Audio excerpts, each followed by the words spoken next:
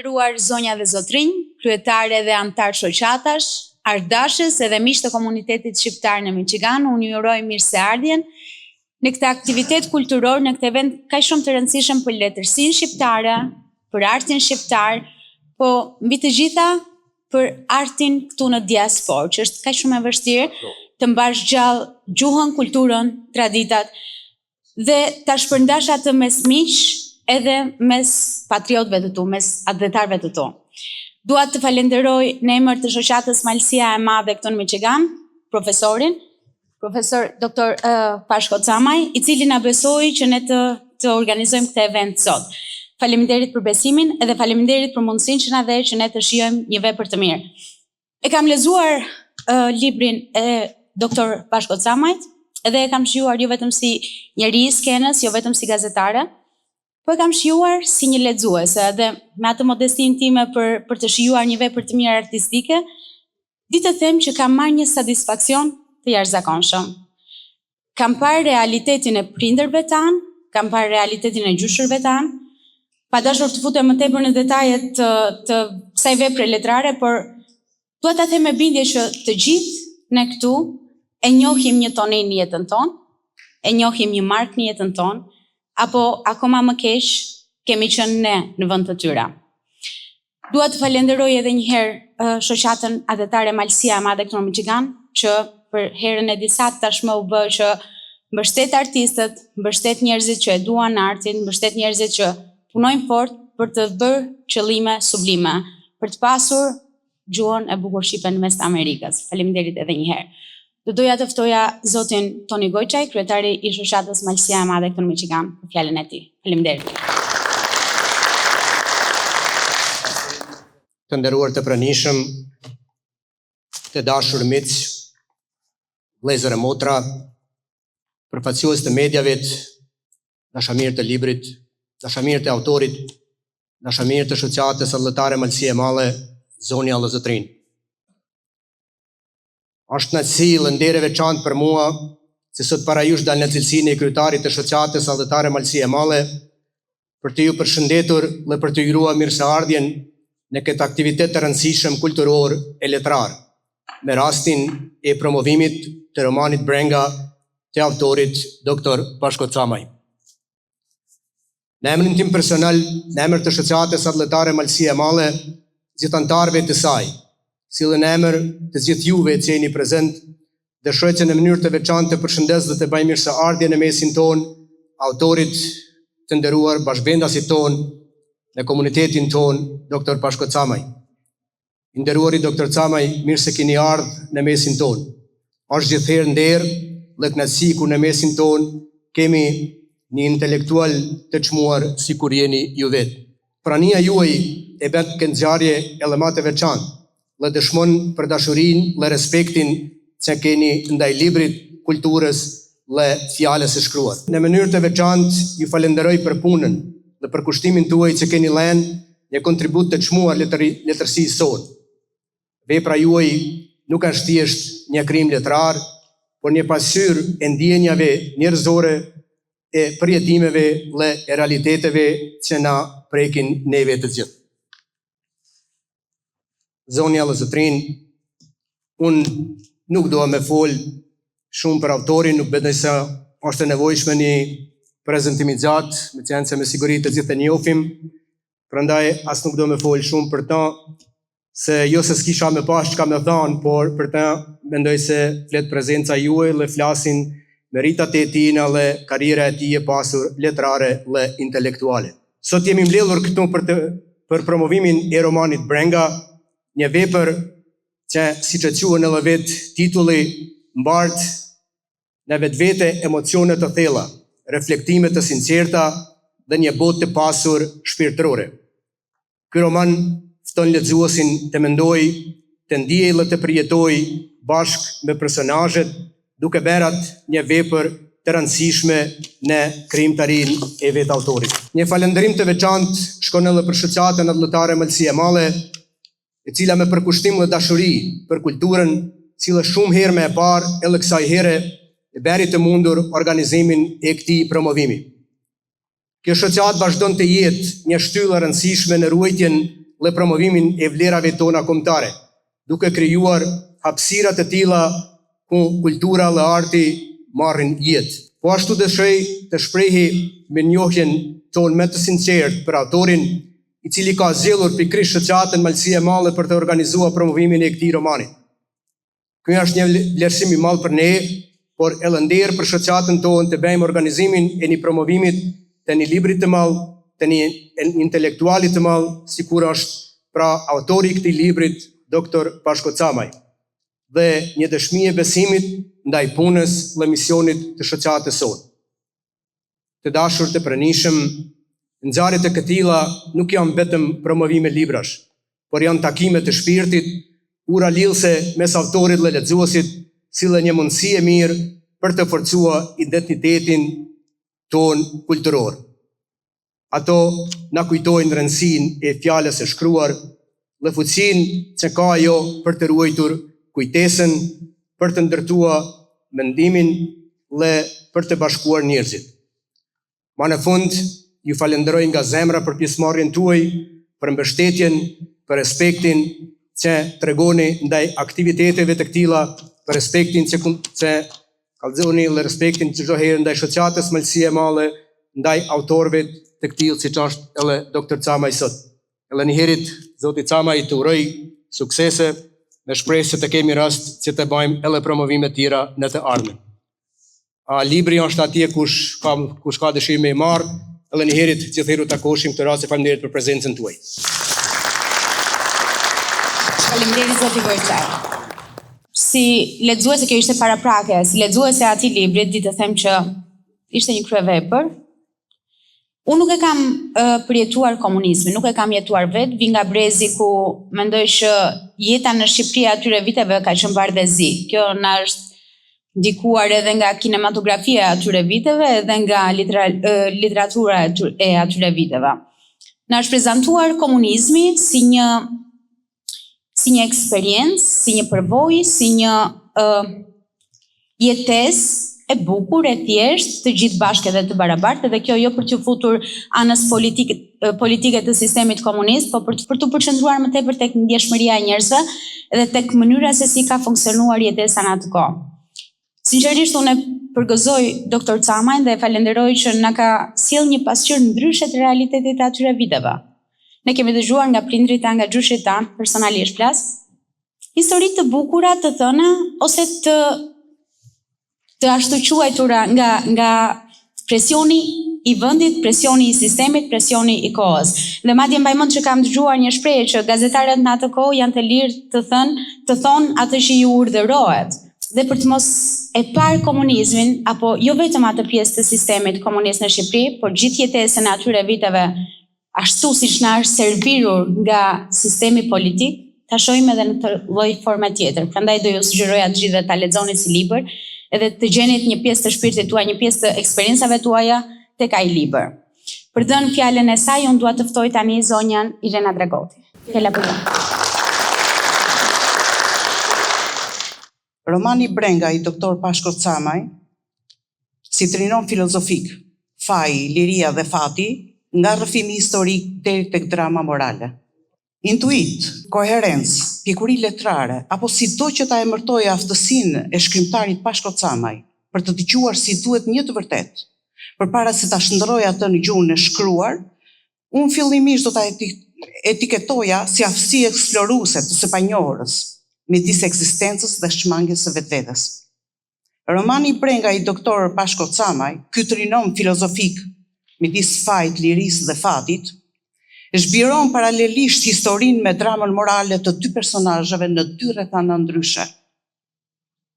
Camaj, ky lexues si sakt i mendjes njerëzore, pra i mendjes së njeriu të diktaturës, përcjell kujtesën si një detyrim moral ndaj atyre që shenjën e ndryshimit u avuri guximi.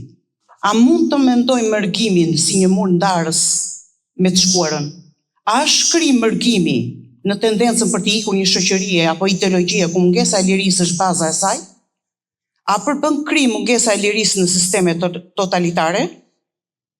A kishte zgjidhje të tjera në këtë kohë njeriu përpos dualitetit, o ikje o vuajtje? Këtë Këto janë pyetje që më kanë munduar prej kohësh, ndoshta qysh prej viteve 90 kur mërgimi u kthye në një plag kombëtare. Por këto pyetje mu rikthyen në momenti që unë sapo hapa faqet e para të librit të romanit të doktor Pashko Camaj. Ishte pikërisht takimi i parë i autorit me Toninin. Retrospektiva e tij që më bindi se brenga e doktor Pashko Camaj vjen si përgjigje e pyetjeve ekzistenciale të një populli pa liri 45 vite.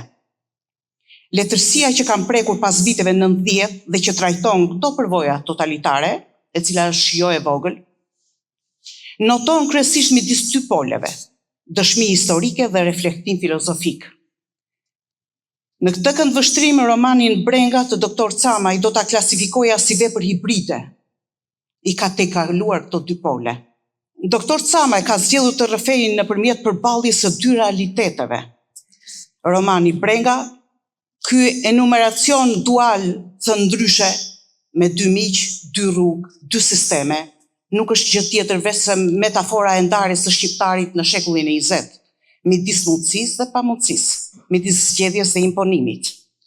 Është pikërisht narracioni i doktor Pashko Camaj që duke vendosur përballë Toninin dhe Markun si dy mënyra të ndryshme eksistence, Tonini, Amerika, personifikimi i lirisë, si mundësi për të ribërë fal guximit, dëshirës për horizont, dhe Marku është Shqipëria, si mbyllje dhe pamundësi zgjidhjesh.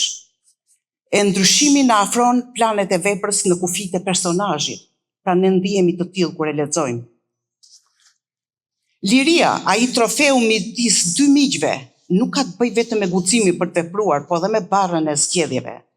Kur Tonini i lirë zhytet në anktin e fajit, Marku i robëruar ruan një lloj pasërtie tragjike.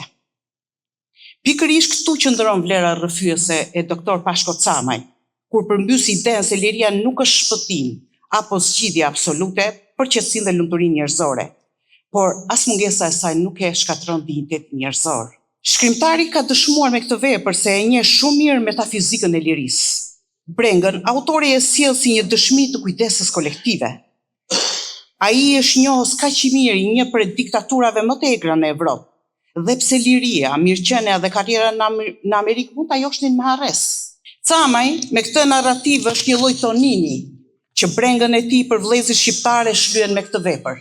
Tonini guxoi dhe zgjodhi lirinë, por nuk shmangu dot ndjenjën e fajt, kurse doktor Pashko Camaj guxoi me brengën si misionar i ndërgjegjësimit dhe krenarisë kombëtare. Koha për doktor Camaj është një spirale, ku e shkuara e tashme dhe ardhmja bashkëjetojnë. Filozofi Martin Heidegger, në veprën e tij Qenia dhe koha, argumenton teorinë brillante të qenurit i hedhur në botë, ku thotë: njeriu nuk zgjedh rrethanat, por zgjedh të përshtatet me to. Dhe pikërisht Marku është ajo figura e hedhjes në një botë armiqësore, kurse Tonini, ai i hedhjes në një botë të lirë. Brenga është pikërisht ajo ura midis fatit dhe ndërgjegjës, që shtektimi nuk e shkurton, por e zgjat. A mjafton liria për një zemër të munduar nga faji? Është retorika që përshkon romanin për ta marrë përgjigjen pasi e ke lexuar. Një liri e tillë është një breng, është robëri mendje. Tonini nuk shpëtoi dot mendjen duke e larguar fizikisht trupin. Duke na kujtuar Dostojevskin tek vepra Krim dhe Ndëshkim, me mesazhin se faji është më i fortë se ligji dhe ndëshkimi nuk është juridik por shpirtëror. Nga ana tjetër, Marku i afrohet shumë perceptimit të njeriut nga Albert Camus, njeriu hero, por që heroizmi i tij është absurd në shoqëri ku ai jeton. Megjithatë, ai është përfill absurdin me dinjitetin që përfaqëson kuptimin e jetës. Lexon romanin dhe ti kupton se shkrimtari para se t'i hedhë në skenë këta personazhe, i ka bërë një skaner me syrin e filozofit.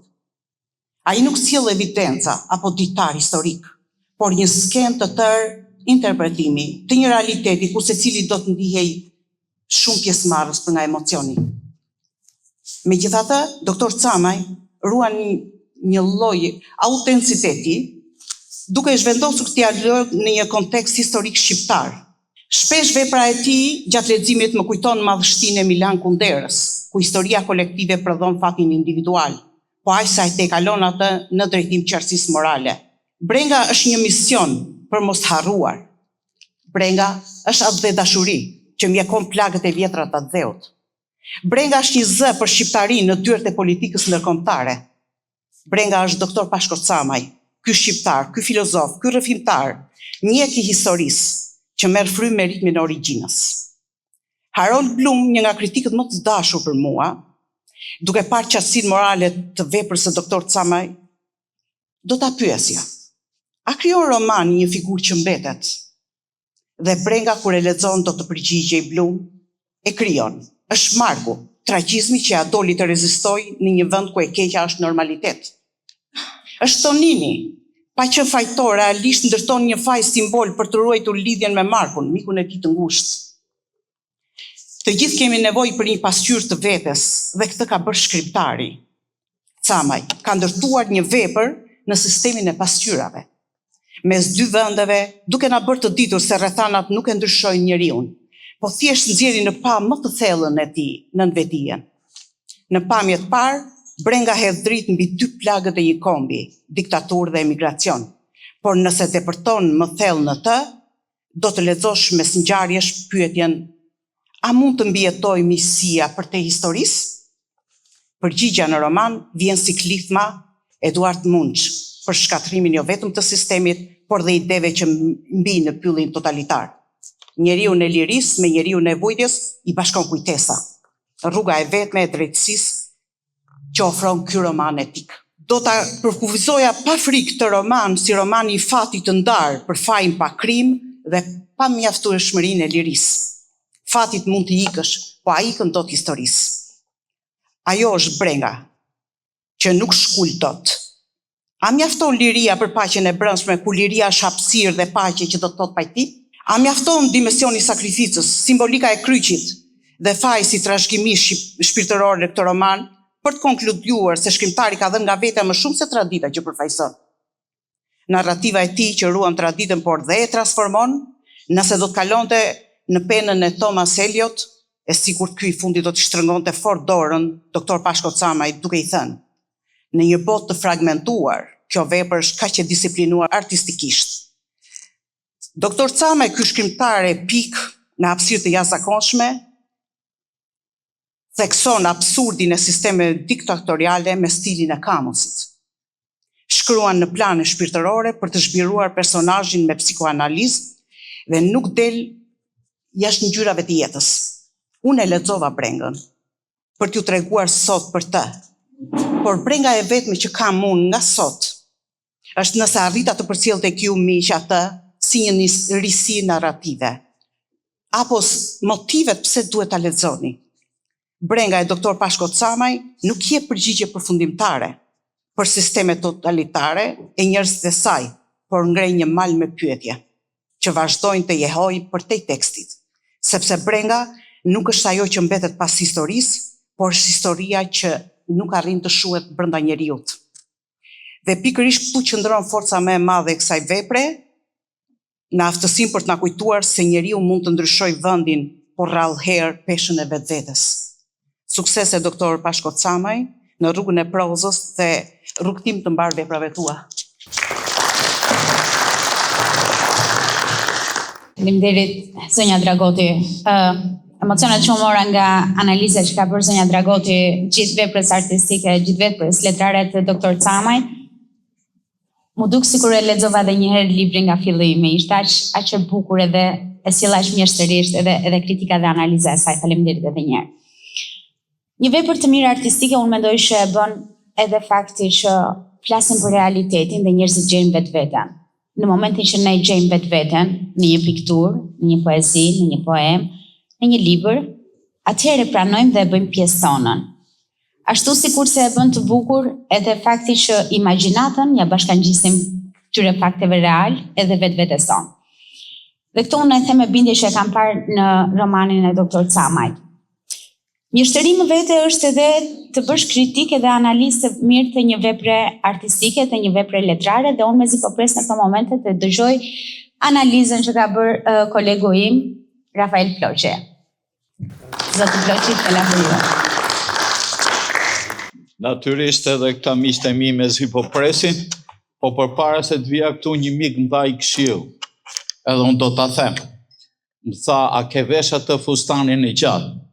Që po thuj, thënë? Po ja tha se kumtesa është si puna fustanit. Sa më shkurtër tjetë, aq më të rejë se bëhet. Në të mes, unë po këthe një analizë, unë dala më tepër pasi profesor doktor Pashkun, mikun tim, një prej kohësh, kam darë edhe opinionet e mia mbi librin e tij të parë, po do të them atë që nuk e tha asnjëri nga këto dy zonjat. Unë librin lexova brenda një nate. E lexova brenda një nate se të nesër kisha intervistë direkt me doktor Pashkun. Edhe nga që lexova brenda një nate, dikush do të thotë, po ka qenë aq të rreqës sa lexova, po ka qenë. Ka qenë aq të rreqës, ka qenë aq të rreqës sa më bëri që edhe unë të tërhiqem për të zbuluar ku buron atraksioni i tij. Dhe duke qenë nga ata individ që edhe shkruaj, jam përpjekur të zbuloj të vërtetat e këtij romani. Këtu janë dy botë paralele. Dy botë paralele, bota e Shqipërisë dhe bota e shqiptarëve të emigruar, të larguar. Si i ka dhënë Pashko Camaj, që është nga malësia të dy këto botët, kjo është një fantazi. Është një fantazi për vetë realitetin, për vetë mënyrën e parashikimit, dhe këto botë në historinë e letërsisë njihen jetët e paralele të Plutarkut, por kjo nuk është jetët paralele në atë kuptim, në atë nocion. Janë dy jetë paralele që mbahen bashkë në kuptimin e ndërtimit të romanit nga një forcë e veçantë gravitacionale, psikologjike, që për mendimin tim është brenga. Vetëm shqip mund ta thush fjalën brenga, është përpjekur profesor ta jap në titullin anglisht, nuk ja jep dot. Nuk ja jep dot atë çka përmban brenga. Pa shprehjen e vuajtjes, lidhen e ndërkohë, ndërsjelljen, bashkëjetesën e dy figurave në dy realitete të ndryshme, shkak, pasojën, evenimentin që një person ndjehet i influencuar nga kjo pasoja një veprimi me dashje apo pa dashje, na ka bërë që të dy realitetet që ndoshta deri diku Pashku i ka bashkëjetuar, por jo i ka jetuar si ne, nga krau i Shqipërisë natyrale. Sepse natyrisht liria në thonjza dhe në periudhën e Titos ishte të gjoja më liberale, por kishte anët e veta. Megjithatë, unë shoh aty një realitet që se gjej fare në letërsisë shqiptare, edhe të pas viteve 90, me shumë të drejtë e përmendi zonja. Ky është një realitet i cili mungon letërsisë shqiptare se autorët nuk janë të asaj të reve, ndjejnë anën e vuajtjes, kanë jetuar e kanë dëgjuar nga personat, por në këtë mes Pashku ka bërë një gjë të veçantë. Ka krijuar pasqyrimin e një realiteti që ai e mendon si do të ishte me personazhin e Markut. Pa brengën nuk do të kishte roman. Pa brengën nuk do kishte jetë paralele midis Toninit me përvuajtjen që sillte persekutimi komunist edhe me arratin e tij. Ai e gjeti Toninin në New York. Bisedoj me të, u njoh me të, pi kafe me të, njohë realitetin e atij njeriu, njohë këndvështrimin e atij njeriu dhe kuptoj një diçka që është titulli i romanit, që është brenga. Dhe dikush pa orën, por unë i qëndroj atij qëndrimit tim për të qenë i shkurtër me atë fustanin e shkurtër, pra kaluar shumë në argumente teorike, por do të përfundoja me disa thënie se brenga e Toninit, ndjenja e fajit, liria që u ndërtua mbi vuajtjen e mikut, është forca që e mban gjatë këtë lidhje, edhe pse fizikisht në Amerikë ai mbetet i lidhur me të kaluarën përmes një ndërgjegje që nuk gjen paqe. Këtu kemi një koncept të rëndësishëm, një gravitacion moral do të quaja, një tërheqje të pashmangshme drejt burimit të fajit dhe të kujtesës. Nga ana tjetër, Marku përjeton një transformim po aq të thellë.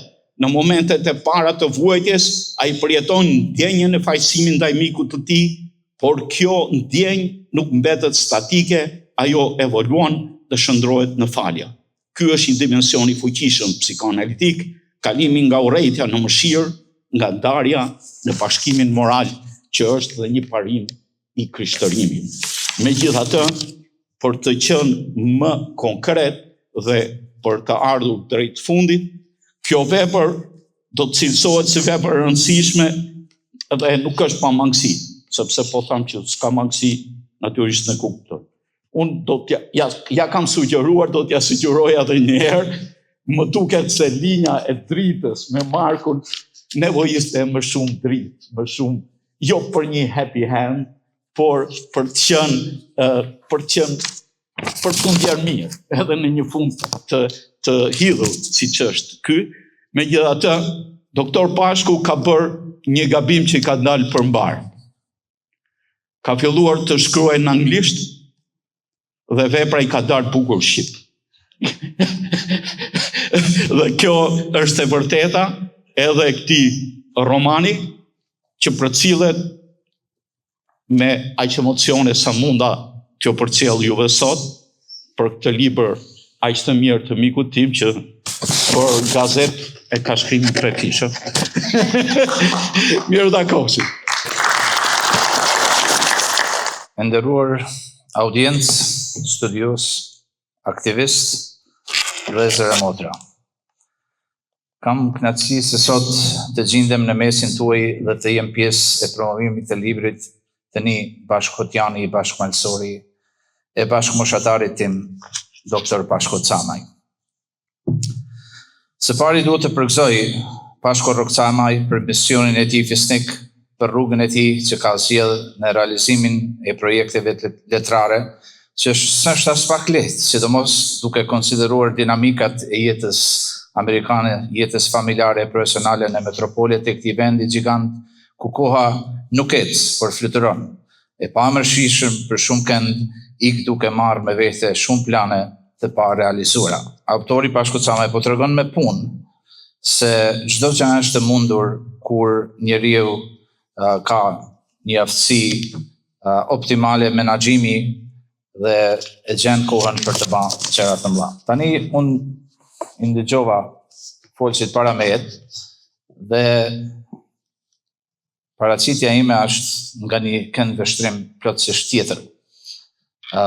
Libri i Pashkut, megjithse shtjedhonte një ngjarje larg malësisë, ai mësolli në malësi, sepse ato ngjarje që i kalon Tonin Mirakaj dhe të tjerët i ka kaluar malësia e madhe, ma tepër se asnjë vend në krejt Shqipërinë.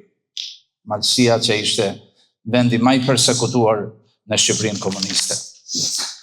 Libri i radhës i autorit Camaj, Brenga, ishte i lehtë për ta lexuar me një narrativ tërheqëse, megjithse shtjedhon një epokë mjaft emocionale. Një botë plot vujtje, rreziqe, frikë, pasiguri dhe padrejtësi, por edhe një botë guximi, trimërie, vendosmërie, sakrifice, shpresë e krenarie, ku besimi në Zot dhe dashuria për jetën e familjen i bën të pathyeshëm shpirtërisht ata që torturoheshin mizërisht në burgjet e kampet komuniste. Sa më shumë që lexova në këtë libër, aq më tepër më duk sikur e kisha lexuar dikur shumë vite më parë. Jo një herë, por disa herë. Ishin ngjarje që i kisha dëgjuar, por jo për Toninin Mirakaj, Markun Zefin, Petron e të tjerët për të cilët Pashku shkruan, por për njerëz të tjerë, familjarë e kushërinj të afërm të shumt dhe mërgjimtarë të tjerë, sepse ne historianët jemi si makina me bagazh shumë të madh. E ku do lëvizim në përshtigjet e jetës, vazhdimisht bashkojmë copsa historie dhe i depozitojmë ato në bagazhin tonë të përditshëm. Përmes rrëfimeve të eksperiencave të tjerëve, më duk sikur isha kënd disa herë në kampin e Tepelenës, në Spaq, Burrel apo vende të tjera.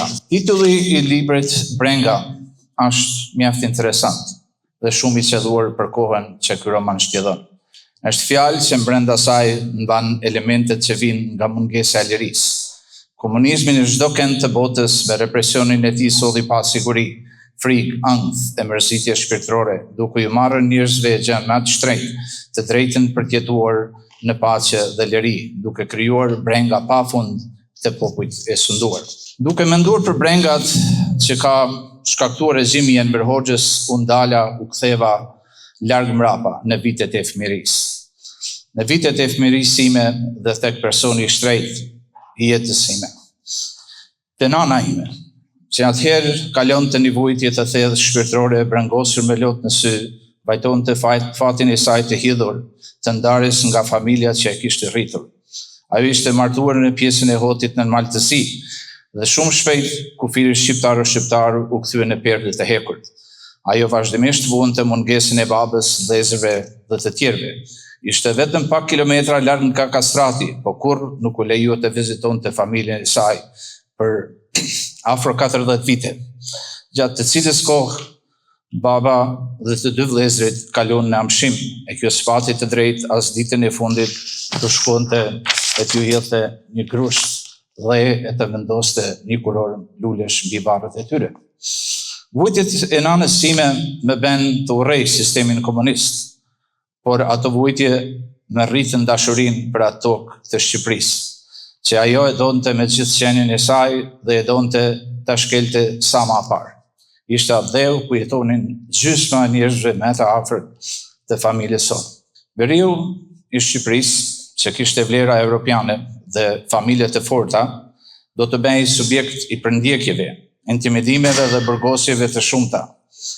Komunistët brisnin pa gjyq, siç thot autori, pa gjyqtar dhe pa mëshirë.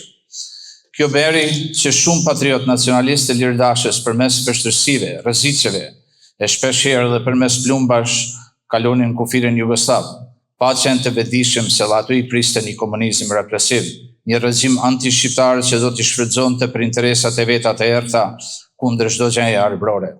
Këtë fat ka edhe Tonini, personazhi kryesor i këtij libri, të familja e tij në Jugosllavinë e Titos. Ata kishin besuar se aty do të gjenin lirinë, por gjetën përbuzje, pa siguri dhe vdekje. Në misionet diverzante humnin jetën shumë shqiptarë, krejt ashtu si Jugoslavia donte të bëhej. Ata u shfrytëzuan agresisht dhe kundër dëshirës së tyre dërgoheshin drejt vdekjes. Shumë i beri punëtor të saj, jo vetëm sa ishin në Jugosllavi, por edhe në vendet perëndimore. Tonini në udhëtimin e tij drejt lirisë, drejt Italisë, prapë më solli tek realiteti malsor i viteve 60-ta dhe 70-ta. Të ato copsa historie që i ruaj në bagazhin tim.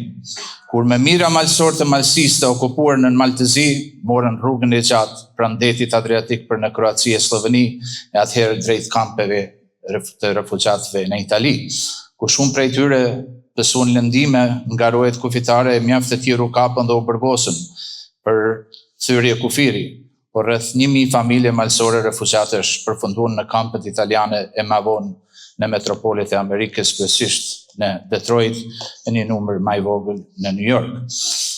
Malësorët e Tuzit me rrethina iknin nga komunizmi jugoslav, represioni, përbuzja, nënçmimi e diskriminimi ekstrem që u vahej në përgjithësi shqiptarëve kudo në Jugosllavi.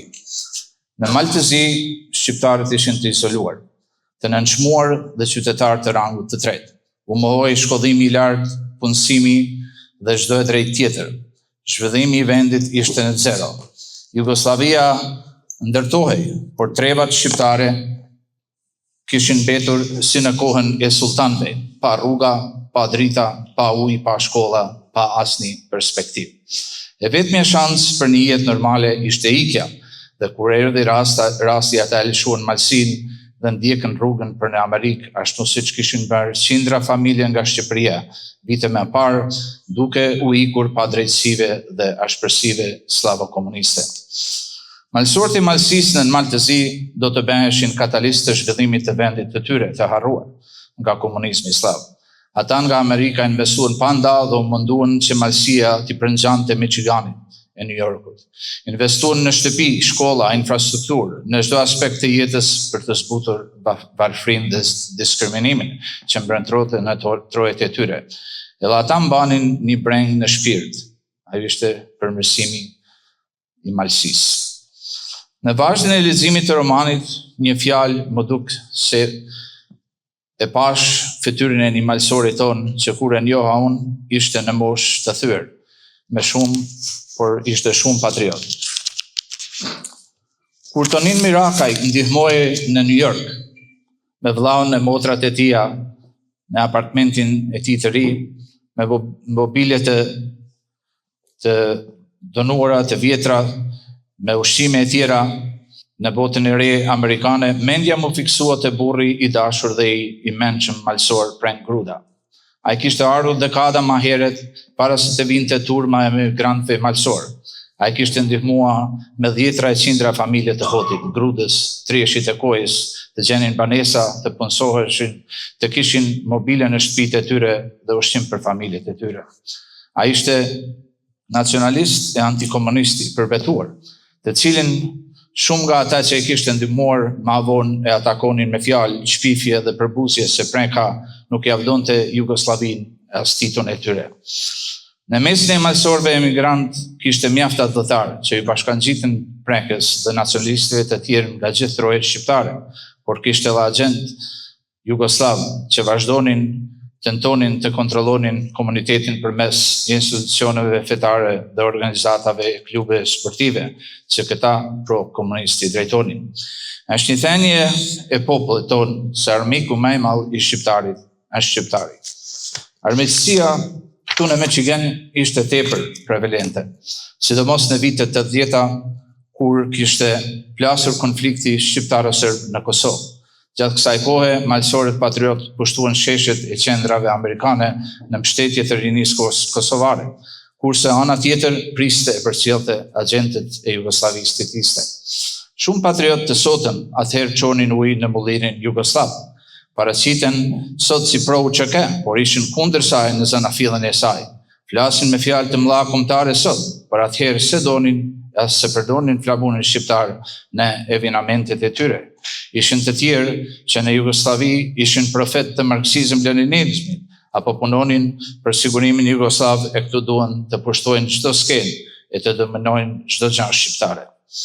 Por kjo ishte edhe në Shqipëri.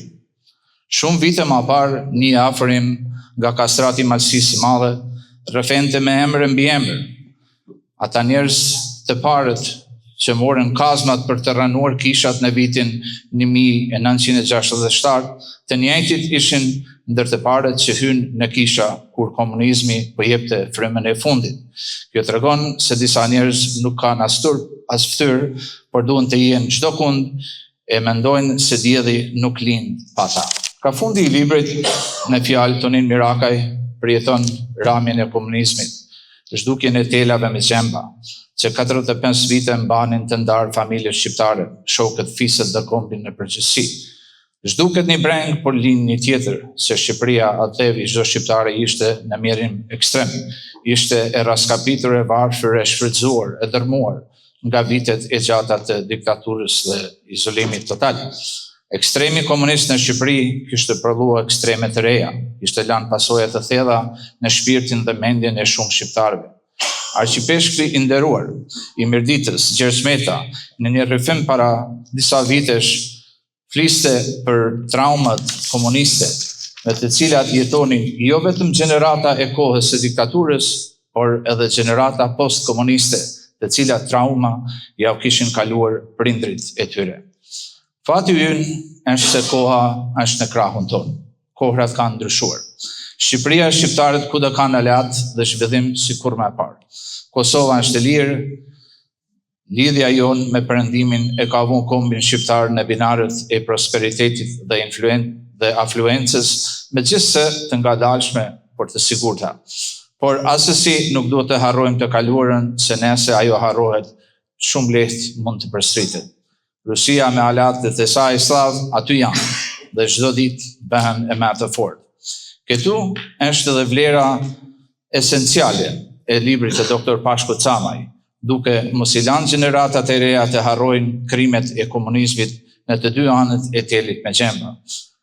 Këtu prap ka shumë hapësirë për të shkruar e për të bërë që një gjë e tillë mos i ndodhë kurrë kombit shqiptar. Në konkluzion, dëshiroj t'ju uroj shumë suksese në vazhdim në misionin e tij këshej doktor Pashko Camaj. Uroj që veprat e tij të jenë edhe më të shpeshta në fazën e jetës vitet e arta, apo siç e quajmë golden years që afro. Faleminderit. Gjatë momentit që po lexoja librin, nuk e dija të thoja cila ishte pjesa ime preferuar, fragmenti preferuar apo më i bukur apo më i goditur. Por di të them këtë që është paradoksale që ne jemi në sallën e një kishe këtu sot dhe flasim për një periudhë ku të ndaloj të besoja në Zot. Dhe një nga momentet kyçe të gjithë veprës është letra, që ka qenë dhe një nga detajet reale të gjithë kësaj historie. Do doja të ndaja me ju për ta bërë edhe për t'ju afruar pak më tepër edhe në këtë vepër letrare. I dashur Toni, nëse kjo letër ka arritur te ti, do të thotë se Zoti më ka falur një dëshirë të fundit. Nëse ende mbas syt mbi Shqipërinë, nuk e di nëse ke menduar se un kam vdekur, ndoshta kjo do të kishte qenë më e lehtë. Letra jote që e mora vetëm para disa muajsh, më dha shpresë të re se do të shoh përsëri. Më shtoi vite në jetë. Nuk di nga ta filloj. Kam menduar për këtë letër mira herë, ndërsa thyeja gur, kollitesha me gjak dhe dëgjoja burra që u lërinin në errësirë, shkruaja dhe rishkruaja dhe edhe në mendje. Por edhe tani, fjalët më duken tepër të vogla. Dua ta dish se nuk të kam fajsuar kur. Apo të paktën, nuk duhet të kisha fajsuar kur. Disa ditë pas largimit tënd më nxorën nga malet. Hysa duhet të na ketë parë bashkë. Ti ndoshta as nuk e dije, e goditën babai. Ja shqyen flokët nënës. Të dy vdishën në dhimbje. Unë nuk thash asgjë, as kur më thyen gishtat dhe kockat. Në ato orë të gjata dhimbjeje, kur më rihnin edhe më mallkonin, nga mendja më humbiste, të urreva. Të urreva për atë natë që ishe me mua dhe të fajsova. Por e vërteta është se ureja veten që mbajta ato ndjesi në zemër. Edhe në dhimbjen më të paimagjinueshme, si mund të fajsoj aty? Zoti të dha një jetë për të qenë i lirë dhe ti u nise. Për këtë arsye lash Zotin të udhëhiqte jashtë këtij vendi të mallkuar. Më fal sepse kam mëkatuar. Kur ato mendime më përndishnin dhe të fajsoja, i mallkoja vetë, sepse nuk të fajsova ty. Por fatin tim dhe mallkimin e këtij vendi në këtë regjim të tmerrshëm, që unë beta pas. Dhe fati nuk deshi të vrapoja bashkë me ty. Kjo është ajo që kam fajsuar atëherë dhe fajsoj edhe sot, të paktën në ato çaste kur jam në paqe me veten dhe mendja më pushtohet nga dhimbja. Nuk të fajsoj. Edhe gëzohem që shpëtova. Ti kush duhet ta bënte? Ti bëre zgjedhjen më të mirë që kishe. E mbrojtje familjen tënde, ju dhe jetë arsye. Gjatë gjithë kësaj kohe kam menduar për ty dhe pata mjaft kohë për ta bërë. 28 vjet njeri. Jo sepse ti u aratisa, po sepse më kujtoje se ekzistonte një botë jashtë kafazit edhe telave me gjëmba. Një botë me ajër, me lumej, me dritë. Tani më kanë lënë të lirë, por nuk kam vetur shumë prej meje për të lënë. Vendi ku jetoj nuk është ai që mbaj me vete, që mbaj mend nga ditët tona. Të gjithë ata që kam dashur janë ose të vdekur, ose të humbur. Por unë jetova sa të shkruaj këtë. Ti ishe vllai im, Tonin. Dhe nëse po e lexon këtë letër më kujton, atëherë nuk pas ka qenë kot. Më kujtohet ajo natë kur më vure kryqin në dorë. E gjeta mënyrën për ta mbajtur me vete gjithë këto vite, edhe në qeli, edhe në tokë, aty ku s'kishte as Zot as kohë. E kam ende. 35 vjetë e mbajta të fshehur në qepjen e palltos time. Nuk të ta shkurlem të mirë. Prandaj, të lutem edhe eja dhe më takon në fshatin ton, në i ballë. atje ku ishim dje, e pastaj u bëm burra. Jam kthyer në shtëpinë e babaj. Gjërat nuk janë më si dikur pa ty. Edhe nëse gjithçka duket e thyer, mund të vish edhe ta bësh mirë. Jam mirënjohës që ende di si duket qielli. Mik Marku, vëllai yt për jetë.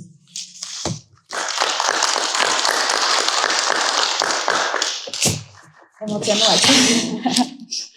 Faleminderit për sa më për këto emocione. Fjalët tuaja, shkrimi juaj edhe mjeshtëria juaj. Faleminderit. Unë kam akoma emocione ndjesë. Kam kënaqësinë të jap tani fjalën doktor Gjek Xhelaj. Mirë dita edhe mirë se u takuame. Përshëndes doktor Camen, vllahun tim të dashur, përshëndes të gjithë ligjeruesit me shumë nderime dhe konsiderata, përshëndes publikun, profesorët, shkrimtarë që gjenden të prezent. Po ju thëm një gjatë sinqerë, ditën e shtunë e kom pas një operacion në synë djathë, retina, dysfunction, doktori më ka këshilluar që mos me dalë jashtë, më kam dalë jashtë barabar. You Albanians do the way you want, më thënë fund fonit. That's what it is. Për të arsye kërkoj falje dhe ndihesh doktor Sons, bashkëshortja ime Rita do ta lexoj relatën time dhe shpresoj se do të mbeteni të kënaqur. Falenderoj bashkëshortin tim që pati besimin që t'ja lexoj kanë vështrimin e tij psikologjik në romanin Brenga të autorit Dr. Pashko Camaj.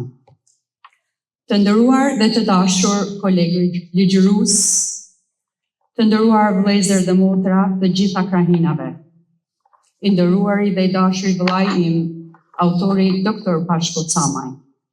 E ndjej veten të lumtur, të kënaqur dhe veçanërisht i nderuar që më jepet mundësia që publikisht dhe me gjithë zemër ta përshëndes dhe ta uroj suksesin e jashtëzakonshëm. Kisha më thanë të talentit më të ri letrar, Pashko Rok Pjetër Zeku Camaj. Nipi i herojt malësisë male, Pjetër Zekut, i cili mizurisht u përshkatua nga kasapi i malësisë, Bajo Stanković, vetëm se e donte popullin e tij dhe kombin shqiptar.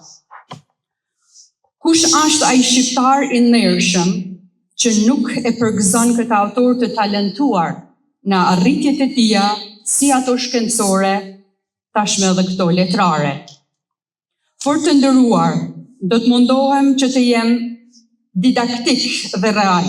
Romani Brenga, në mendimin tim të përvujtur, është një rrëfim i sui generis. Ky fakt është i qartë dhe i padiskutueshëm. Protagonisti kryesor, sikurse të gjithë ju e keni lexuar romanin, e dini është real, ka jetuar dhe ende jeton në New York. Unë, sikurse autori, kam pas fat të takoj dhe të bisedoj me Tonin Mirakaj, një filliz nga një familje ma patriotike, besnike, mikpritse, ju vetëm në i pa, po kisha me thanë në krejt malësi, në Shqipni e Kosovë. Familja Mirakaj bashku me Kolbi Mirakaj e shumë të tjerë kanë lënë dëshmi pashlyeshme të heroizmit kombëtar dhe të rrejtjes pafund, si dhe të opozitës, kam ulse ndaj regjimit gjakthirës të komunizmit shqiptar-jugoslav. Tonini, sikurse e theksova më parë, është real, kurse protagonisti Marku është personazhi i imagjinuar. Pra jo real që autori me një mjeshtri të veçantë dhe mrezullance e gëshëton me vllaun dhe bashkëshortarin e tij Toninin.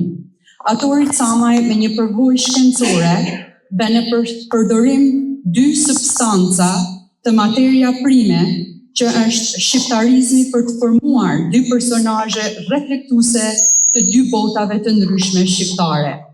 Në mendimin tim, Tonini denjërsisht përfaqëson të gjithë ato shqiptar heroik që mbas shëmbuajtje u çliruan nga kthetrat komuniste.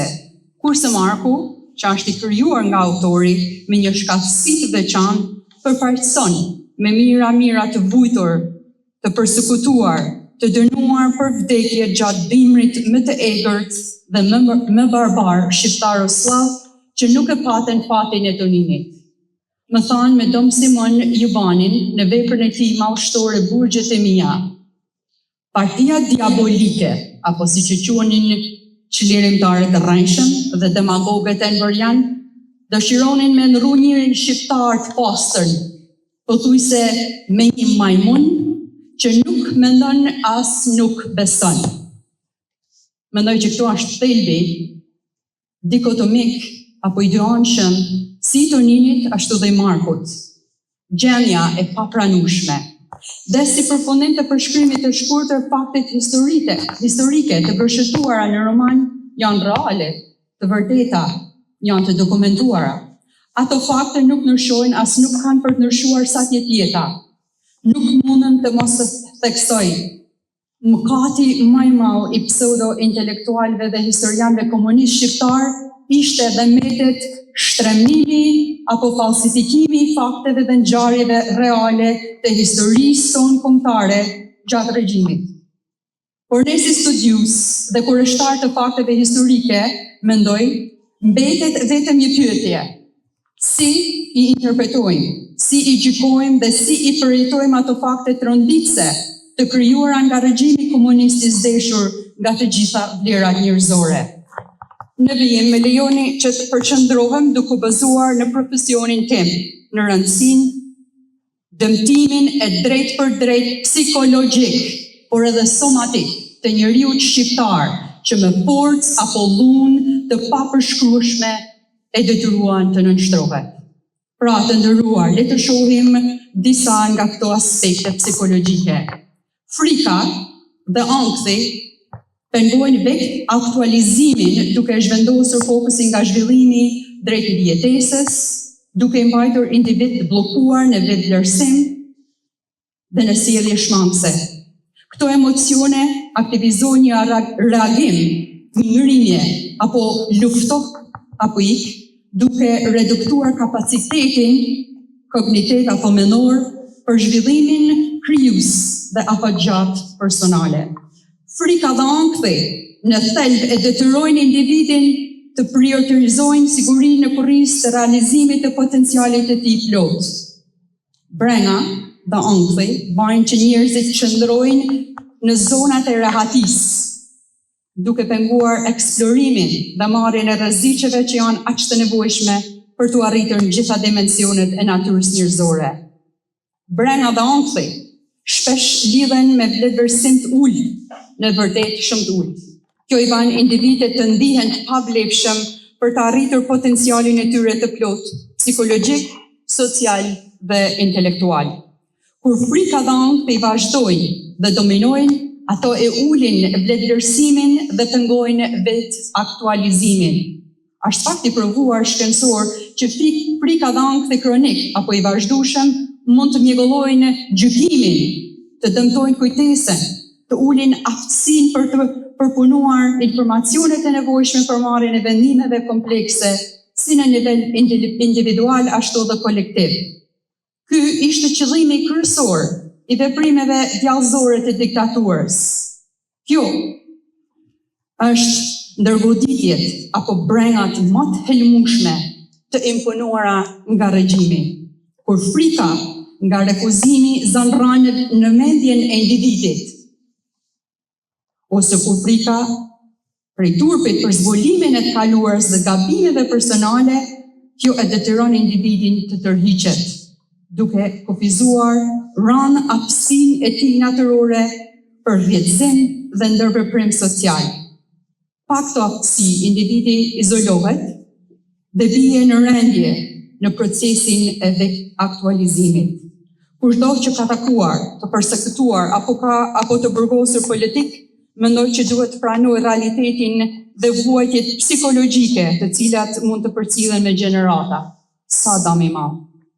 Dom Simon Jubani, një nga martir për të shquar të kombit tonë, prap nga Burgjet e mia në veprën e tij, ai e karakterizon ashtu quajturën parajsë komunizmi në Shqipëri, siç e theksova më lart, një lloj kopshtit zoologjik, ku mbizotron ligji i më të fortit, ndërsa i treti denigrohet, shtypet dhe më në fund asgjësohet. Kjo metaforë fuqishme zbërthen natyrën thelbësore të një sistemi që në masken e barazisë ushqente padrejtësi dhe dhunën sistematike. Premtimi i rrejshëm komunist se njerëzit do të kalë luftar, do të punojnë si mas mundësive dhe do të marrin sipas nevojave, rezulton të keqenje nga mashtrimet më të mëdha ideologjike të shekullit. Në vend të mirëqenies dhe dinjitetit njerëzor, ky sistem prodhoi bartni shpirtërore, frikë vazhdueshme dhe një deformim të thellë psikologjik dhe të moralit njerëzor. Në këtë kontekst, shtrohet pyetja thelbësore: a mund të formohet një individ funksional, vetëdijshëm, aktiv dhe vetë aktualizues në një realitet që ngjan një kopshtit zoologjik? Përgjigjja është e qartë dhe tragjikisht e dhimbshme. Jo, një ambient i tillë e shtyp çdo potencial për zhvillim personal dhe e redukton njeriu në një qendje që mbijeton, por nuk jeton plotësisht. Nëse njeriu nuk mund të mendojë i lirë, ai nuk mund të veprojë drejt. Pas leximit të romanit Brenga dhe një reflektim të thellë personal, indikuar dhe nga takimet personale me martirë të vërtetë, si për shembull Imzat Pranojlia, Adze Pumi, Dom Simon Jubani, Pjetër Abnori, Visar Zhyti, e deri tek Dom Prekalaj, Ezet Gjekbaci Vesaj, mund të pohoj se utopia komuniste e shndroi në mënyrë të veçantë Shqipërinë, në Malsi, por edhe Kosovën, në një laborator të hipokrizisë, hipnotizimit dhe torturave të dhunshme. Në këtë laborator, pseudo shkencatarë të ideologjisë komuniste eksperimentonin me terrorin, me vujtjen dhe dehumanizimin, duke marrë një spastrim sistematik të ndërgjegjës, të shpirtit dhe të moralit të çdo Markut, të çdo Toninit apo Marie Shllakut. Në këtë sfond tragjik, ku mbojnë fuqishëm fjalët e Marie Shllakut: "Nan, sot po vdes." Një dëshmi therse e sakrificës dhe padrejtësisë ekstreme të kësaj kohe kundër gruas dhe ndershmërisë së saj shqiptare.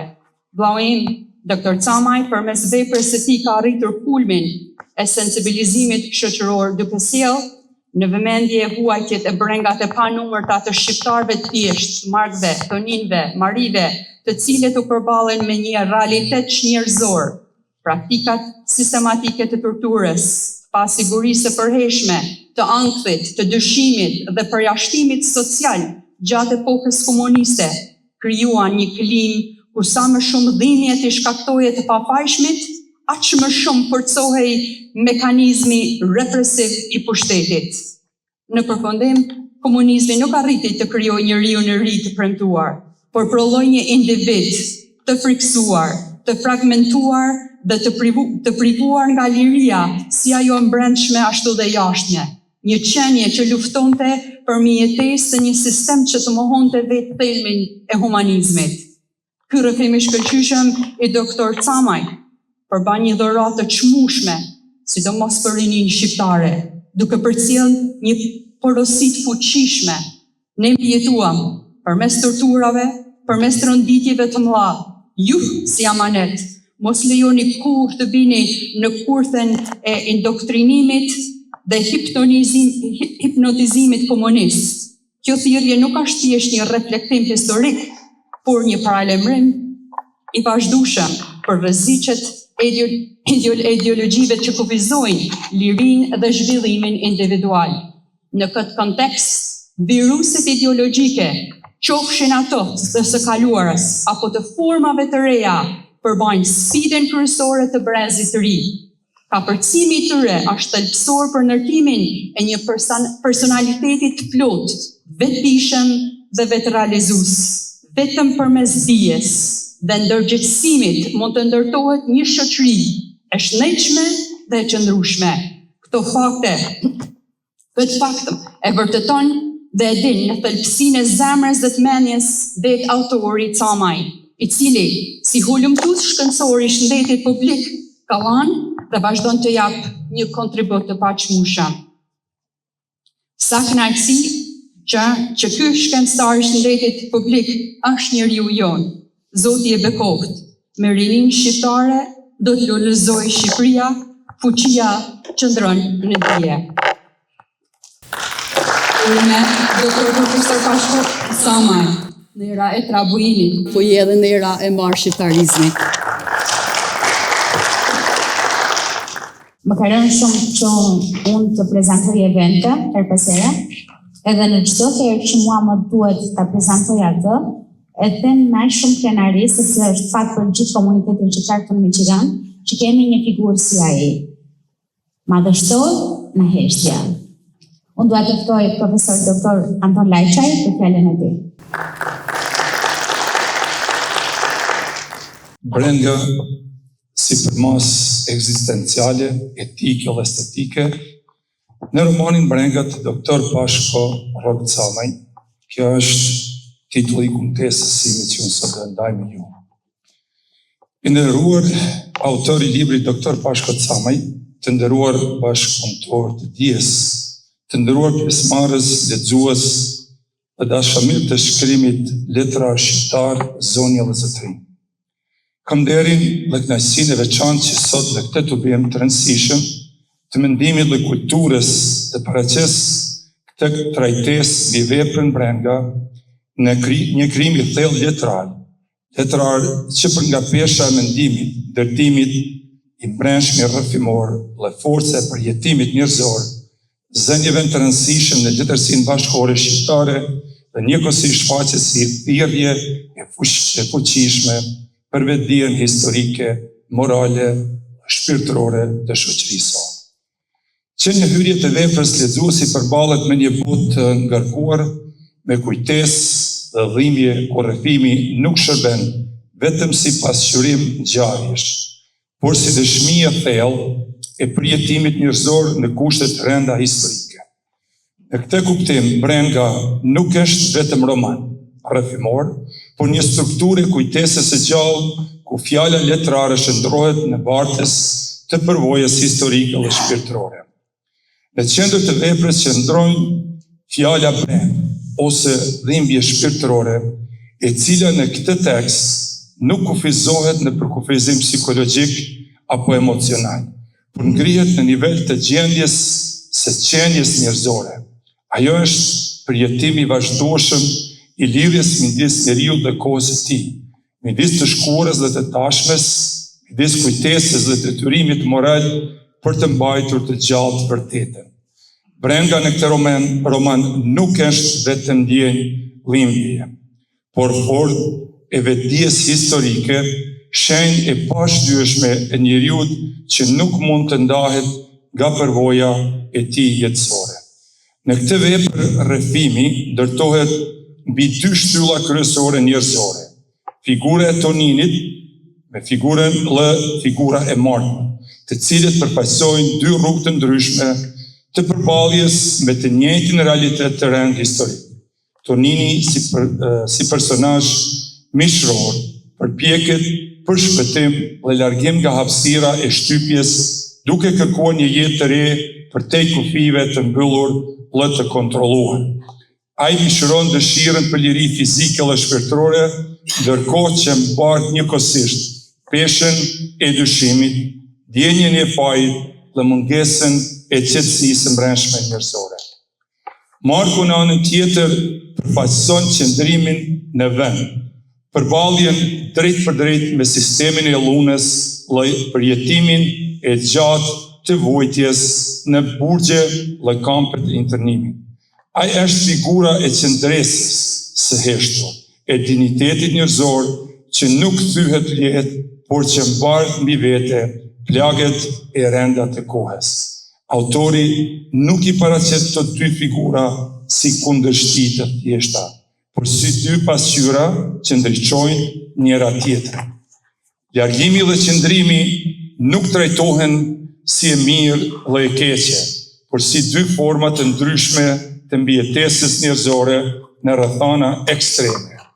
Në këtë mënyrë, vepra ngren një mendim të thellë mbi zgjedhjen njerëzore duke e çliruar atë nga gjykimet e lehta dhe duke e vlerësuar në një hapësirë reflektimi etik.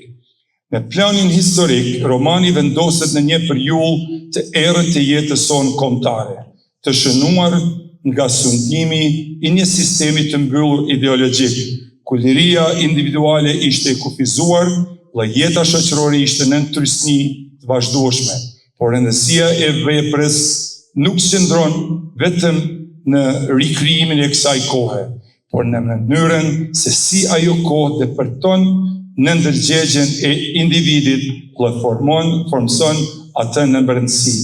Në këtë rrjedhë, autori paraqet me ndjeshmëri të veçantë jo vetëm lunën fizike të sistemit, por edhe lunën e padukshme shpirtërore, frikën e vazhdueshme, mosbesimin ndërnjerëzor, thyrjen e lidhjeve familjare dhe shoqërore, si dhe vetminë e thellë që shoqëronin njeriu në kushte shtypje.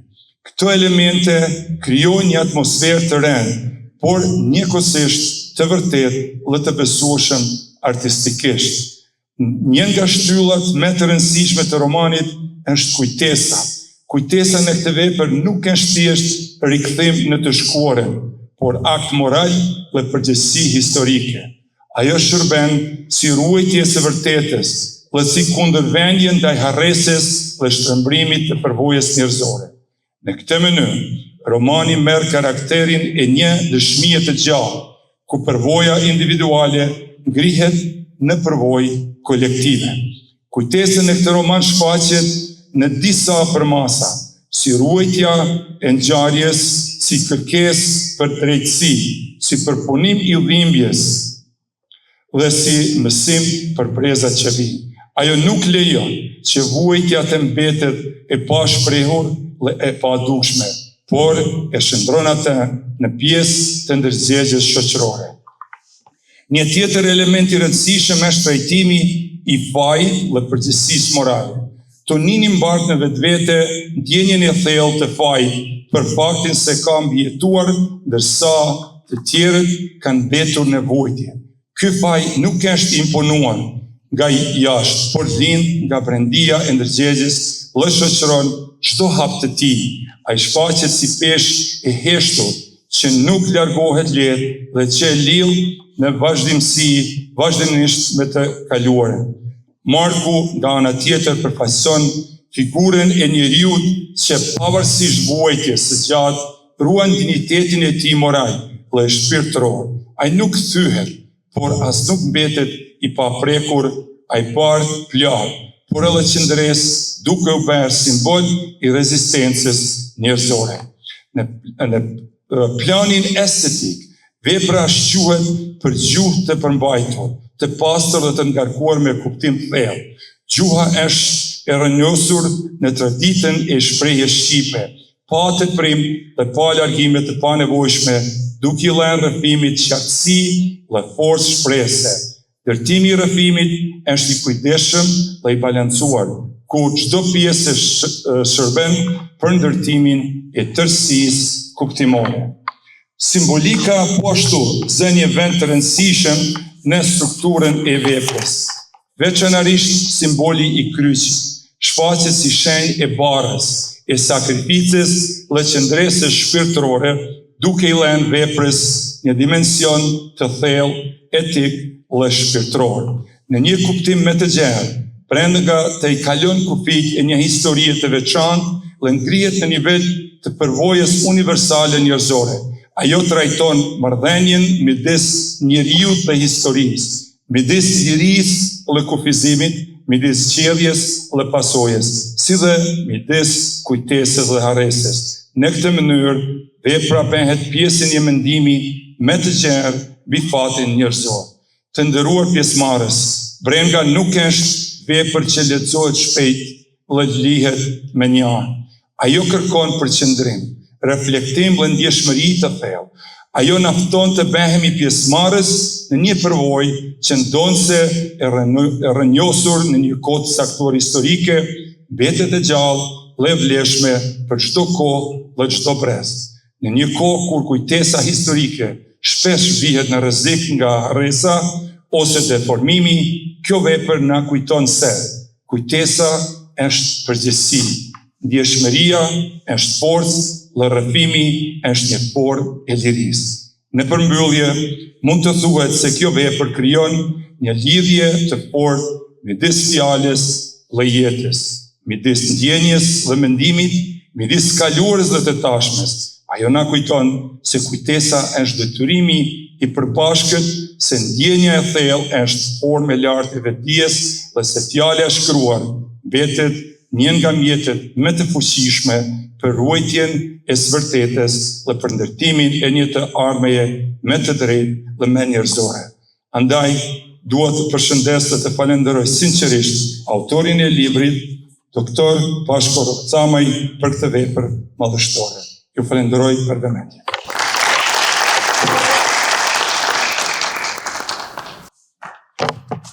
Faleminderit, profesor Lajçan. Një nga elementet tjetër element shumë i rëndësishëm i kësaj vepre, më lejoni vetë të dodatem, është dashuria.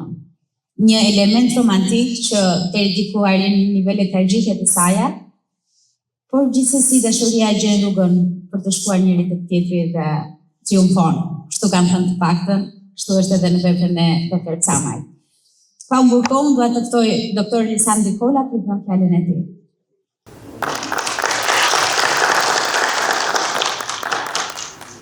Dashtën pranishëm, dashtën doktor Camaj, asi që është për herë parë, dhe që po jepet mundësia me folë. Dy fjalë një romanin 2-3. Faleminderit po është të përtesin dhe në Brekina. Prej Mill Markut, që botoi romanzin e parë në anglisht 1955, me titull The Red Pioneer, i cili përqendrohet me instalimin e diktaturës enveriste në dekadën e parë të saj. E deri te romani i brenda i autorit Pashko Camaj në ndalë 7 vjet. Në këto 7 dekada, në mënyrë aktive flitet për një diktaturë e cila më shumë se 45 vjet meti procesin e qeverimit atipik komunist në rajon e Maxhan. Dhe për pjesën tjetër, post-enverizmi shqiptar meti një proces i penguar i një shoqënie që nuk e pa kurrë me sy të lirë shëmtinë e vet në kurrë lloj pasuri të mundshme. Si një lexues shkollar që ka kontribuar qartë si në Shqipëri, ashtu dhe në Amerikë, për letërsinë shqipe të ekzilit, sidomos këtu në Amerikë dhe post-komunizmit shqiptar, kur realizova romanin brenda, nuk mujta me na e kohë. 35 vjet mrapa, dhe tematikat e Hoxhalis janë prezente në letërsinë shqipe. Kjo tregon se arkivi i kujtesës shqiptare është i pa inventarizuar plotësisht dhe i pa rehabilituar, çka të bën me mendu se intenca apo qëllimi i autorit mund të ketë bëru për të shpjegimeve vetjake që ka mundësu për lexuesin për do. Është një mend me interes me mendu se si Pashko Camaj, i lem në Jugosllavi, i emigruar në Shtetet e Bashkuara të Amerikës një atëherë kur diktatori Hoxha dha shpirt. Për kidazi i njohur me enverizmin shqiptar trajtoi një temë të Shqipërisë në komunizmin ekstrem. Paralelisht, na vjen në mendu se Martin Camaj, i lem në Shqipëri, i arratisëm në 1948, i zatetën në Beograd, i zhvenduar në Rom dhe manej i pashtum në München, kur nuk e ka përjetu dhe letrarizu sinkronin e enverizmit përpos alegorikisht dhe me shumë sofistikim. Ndryshe banar Shqipi pa në veprën e tij madhore libri Burgut. Nësa autori për cilin jemi mbledhur sot flet për një post factum enverian dhe tematizon diktaturën e Shqipërisë komuniste.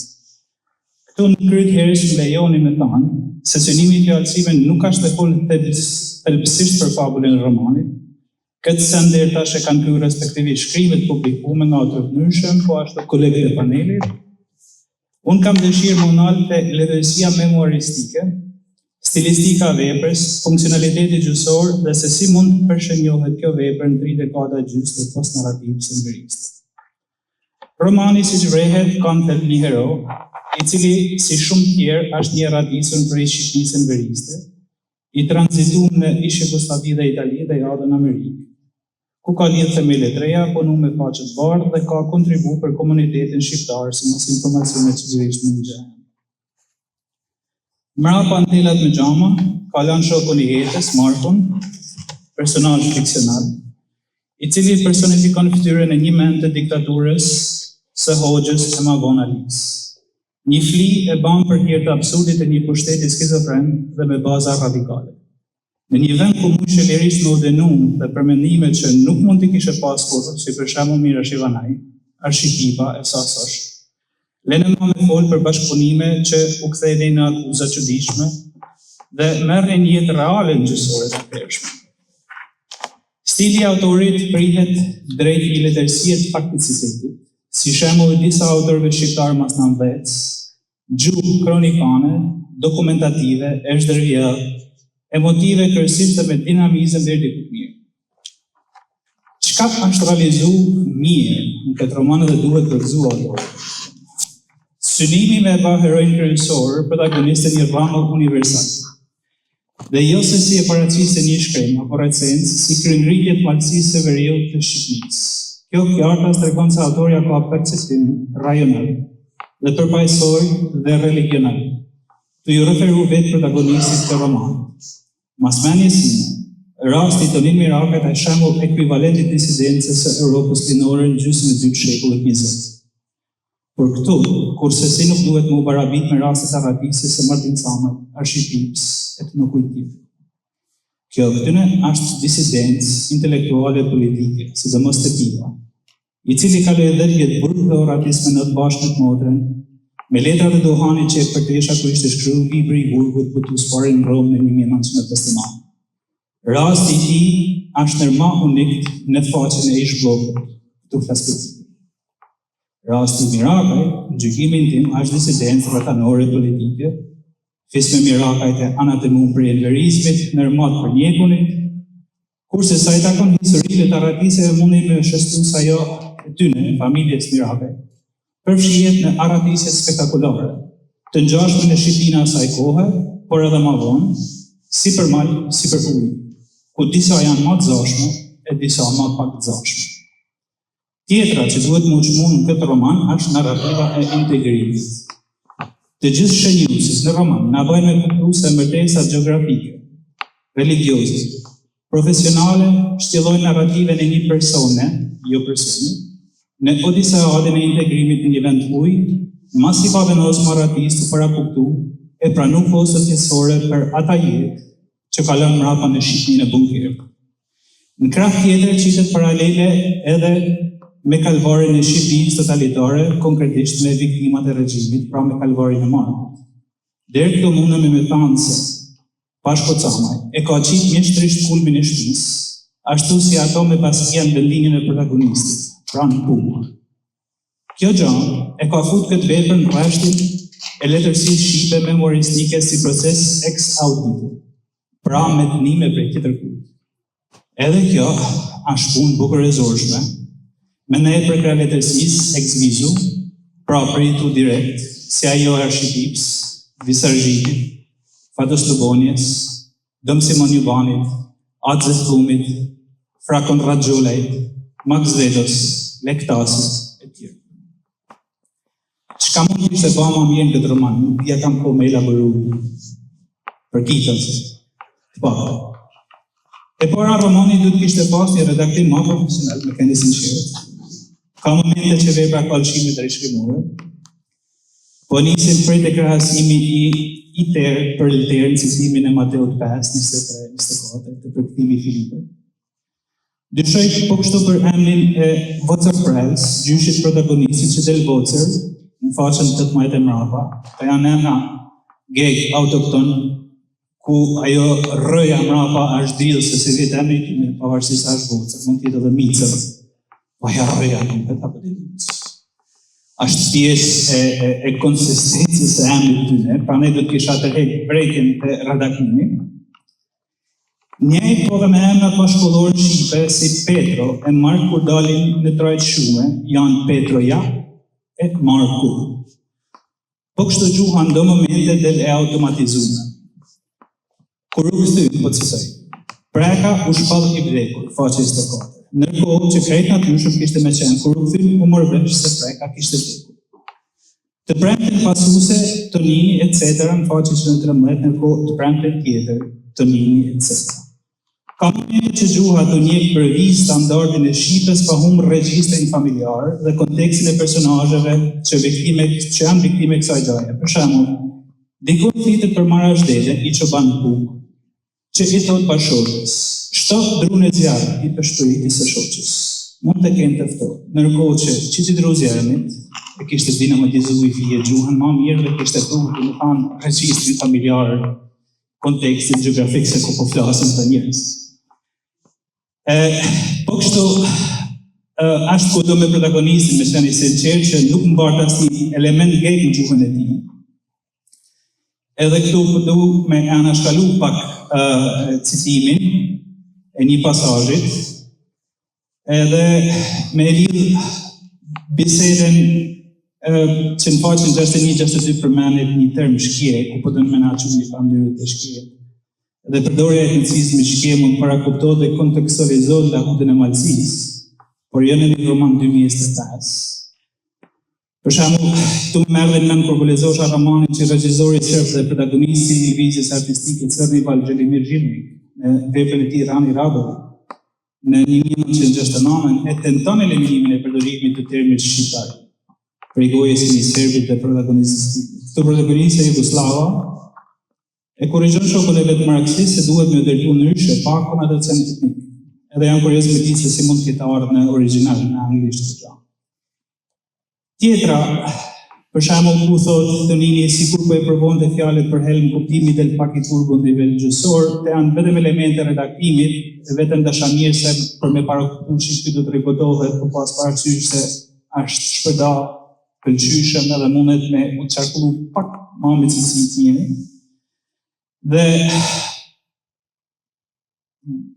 do ta kisha mbyllur me këtë ide që shpia pëtu se autori më adresu veprën një profesionist.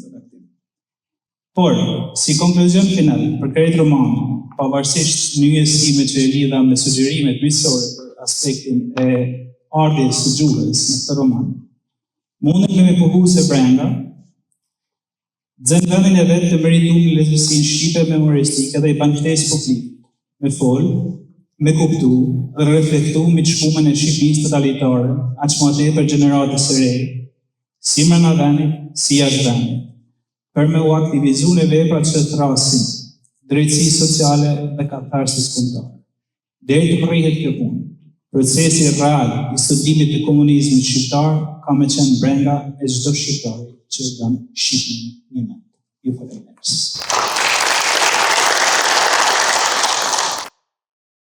Faleminderit doktor Gola. Ati ku ka kritik, ka gjithmonë vend për përmirësim dhe sa mirë që i kemi. Para se të vazhdoj më tej, unë dua të ftoj Domflet Kalaj nëse ka një fjalë për të ndarë me gjithë publikun, me doktor Camajn edhe të gjithë ne. Me ta thamë drejtën e shpirtit, nuk kam pas tamam kohë, megjithëse kam sken me lexu komplet librin, jam vënë bijeni fort te librit, më ka pëlqyer shumë edhe çdo libër për mendimin tim, çdo libër, çdo vepër që del është një penelat, kjo se mund me thënë të portretit i Shqipërisë, që e ban portretin e Shqipërisë sa më të bukur. Edhe falenderoj edhe shoqatën Malësia që e ka organizu këtë, edhe që ka zgjau kishën e Shqipalit për mu ba dhe ta një që jeni këtu prezent, sepse me të vërtet është rast edhe arsyeja për me gëzu. Për mendimin të një libër i është tamam si kur është një pagzim që bajmë në priftat për fëmijë, la dhe tanë familja edhe gëzojnë që ka fillu një jetë e re, ashtu edhe shtëpia, ashtu fisi me një fëmijë të ri, ashtu është edhe për kulturën shqiptare, kur bati libër është një pagzim, është një rritje. Por që më ka ba për shtypje të libër që më ka pëlqyer shumë se kohët e fundit jam marrë pak me psikologji, me fije, me psikologji. Edgar Cayce është megjithëse quhet si mistik, është një shkrimtar me tavan kontradiktor për shumë gjëra lidhje me si e kuptojnë bota moderne, por ai ka një përkufizim mrekullueshëm edhe ka një studim mrekullueshëm se si është të degeneru bota, se si është të ra, edhe e shpjegon me disa pika. Për shembull, ai thotë si fillon të thotë degenerimi i botës, si fragmentismi. Mu fillu mu fragmentu për me dalë vogël, mas me kanë ma përfaqësuesi i një grupit, ose mi përkit një grupit, por mi përkit vetvetes. Për herë më tepër e shohim në njerëz në rininin të tjerë që thonë për mendimin tim. Si është mendimi jot s'ka rëndësi, si është mendimi im. Krijojmë atë botën e vogël, atë botën tonë. Edhe pranojmë për me hinë botën tonë vetëm ata që na provojnë ne se na drejt, që prove us right, Pra vetëm atë pëlqejmë një atë person që përkon mendimet e mia, atë lëvdojmë, atë përkrahim edhe atë i munoh në mi toku. Kja është aja. Atëherë thot filmas kësaj thot fillon një izolim. Fillon shkputja, thot Edgar Cayce, kur parashikon ardhmen. Edhe thot ka marrë një moment, thot që na shkput na krijon një individualitet tonin, që rritet për vetvetes tonë, edhe për atyre që na pëlqejnë, ne edhe idena tona, ose kur i shohim idena tona të reflektume aty me, vetëm atë e pëlqejnë. Ade janë thot fillon e faza e dytë, që vjen filmas kësaj, kur fillon zhvetnimi, sepse shqip mendoj se je vetë. Nuk e ma mënyras, nuk e kjo se mundë me thani, nuk e një cakt për ku për mu majtë. Edhe në këtë kohë nërhyn fuqit që janë forcat më të mëdha, që mundë me kanë ideologji të partitë me rralla, edhe atëherë në ata krijojnë një arkeotip, jo se mundë me përmen Jungun, një arkeotip, edhe që gjithkush duhet ju përshtatat janë arkeotipje në kjo, se nuk ashtë në përshtatjen e te, adhe a i quhet armik ose qytet për jashtë. Paka shumë i këtë ka ba komunizmi të na. Ata vlerat jashtë zakonshme që ka pas shqiptari janë deformu në njërë jashtë zakonshme, janë deformu. Pra nejtë e toni një farë mënyrët ashtë taj që do një i, do një arratis, do një mu shkut, nuk mundet përmjetu men, për me rujdi qa po shkon për një vend, për një ferë tjetër. Adin po që ashtë ma i but, po që bat njët një rezultat, kur që bja ma i eger, ma i fort. Kur se marë ku ka një diqa tjetër, ashtë ta mandishton atë krizën, jo se mune me thanë, që kemi të i kriju konfliktin, por që gjenë pashen, për me nejtë aja sakta, atë e vërteta, atë vërteta të anë, dhe aty e gjenë forcën, aty e gjenë durimin, për me mjetu edhe për një balë të tanëve. Prej herë, tu i lexuat ali librin që kam shkruar të shatë, sa herë det për parasysh Dostojevski, ali një formë tjetër, për me disa aspekte të psikologjisë, një fjalë ju keni gërmu, sidomos në përmjet e personazhet, Markut e Tonimit, në subkonshë, edhe keni prunë e përmjet librit në koshiencë, që në tjetë në mujtë me pa, edhe me gjendit përfitim. Por të falenderoj me gjithë zemër, të ujtë Zotit dhe kohë, pashim sa madhe dhe këtë.